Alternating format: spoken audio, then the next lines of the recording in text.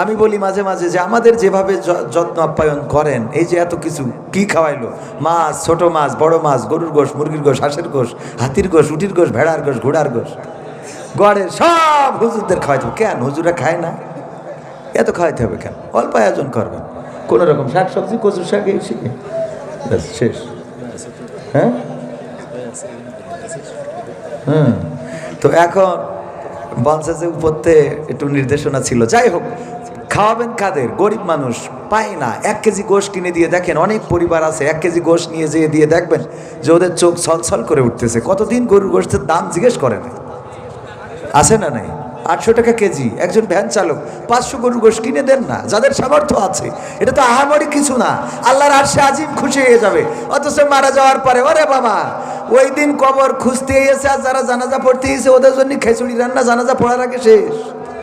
ঠিক না বেঠে? ও খাওয়ার অভাবে বাঁচিনি, কেউ একদিন 1 কেজি চাল দিলে না। যেদিন মরি গেছে ওরে বাবা 1 হাঁড়ি 2 হাঁড়ি খিচুড়ি, জানাজার শেষে বলছে সবাই না খেয়ে যাবেন না। ঠিক না বেঠিক? আমরা সব কাজ উল্টো পাল্টা। এই উল্টো পাল্টা কাজ থেকে সরে আসার দরকার আছে না নাই?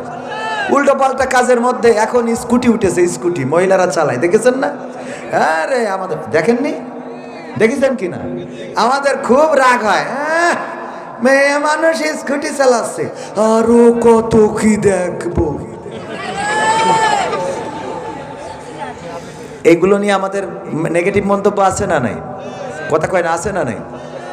অথচ আমি চিন্তা করি আমার স্ত্রী ইমার্জেন্সি এখন মনিরামপুর যাইতে হবে, তো যদি যাইতে হয় আমি বাড়ি নেই, কোনো না কোনো একটা বাহন ব্যবহার করা লাগবে। লাগবে না? লাগবে না?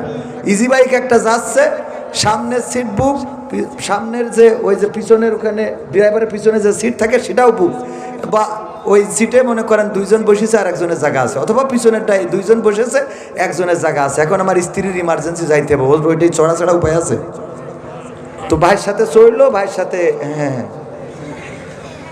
আছে না নাই? আচ্ছা, স্কুটি একটা যদি চালায় বাজারে যায় মনিরামপুর, কারোর সাথে ঘষা খাইলো, তো কোনটা উপকার? ইজি বাইকে চড়লে অসুবিধা নেই, স্কুটি যদি ঘষা ঘষি করে ওইটা জায়েজ। কথা কয় না?